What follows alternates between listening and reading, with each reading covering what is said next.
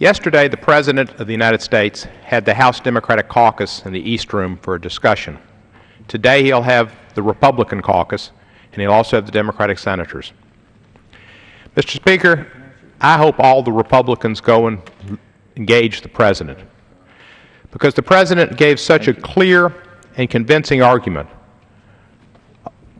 about why what's going on is wrong and has to stop. If the President is told by a minority party in one of the houses to get a funding bill passed to fund the government that he has to repeal some act, where does that stop?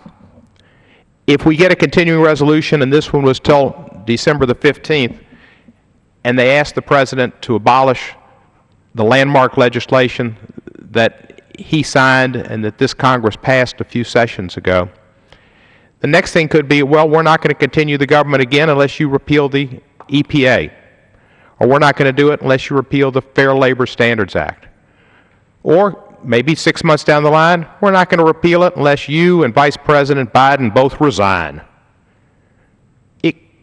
You can't give in to these type of tactics to have bills repealed because of a minority within a minority of one branch of government and not go through the regular order of the House passing, the Senate passing, the President signing or vetoing, and then let the courts decide if it's constitutional, which has happened with the Affordable Care Act. The President made it clear that he wants to work with both sides, but he's not going to give in to these type of tactics because it wouldn't be fair, not only for him, but for the next president and the next president and for the United States of America. Presidents in the country should not be held ransom by the demands of one group. And the President is standing for the presidency and for the country and for the Constitution. The Affordable Care Act is not going to be repealed, and the other party knows that. Now they have proposed working on entitlements and long-term deficit reduction. The President will talk to them, engage in dialogue, and hopefully after the Republicans attend and listen to the President today, they will see that this has been a mistake for the American people and a mistake for their political party. And they will end this shutdown, reopen government, pass a continuing resolution, and pass a debt ceiling, even if for only 4 or 6 weeks, which the pundits think may happen. It will get us out of this crisis.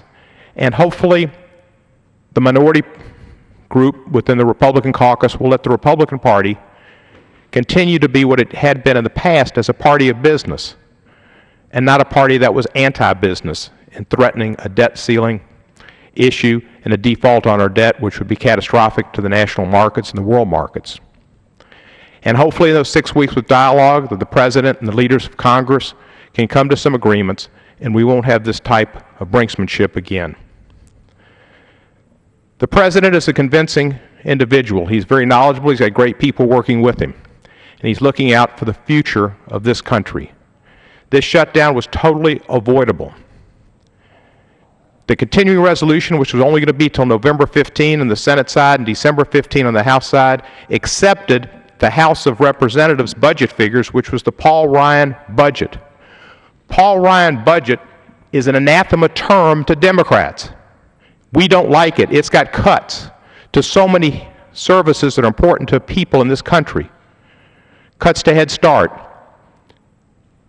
cuts to SNAP payments, formerly known as food stamps, cut to veterans, cuts to programs that help people get through the day, energy programs when it gets cold to help you pay your utility bills. These cuts are anathema to us, but we accepted them to keep the government going. The Democrats in the Senate accepted them, the Democrats in the House, the President.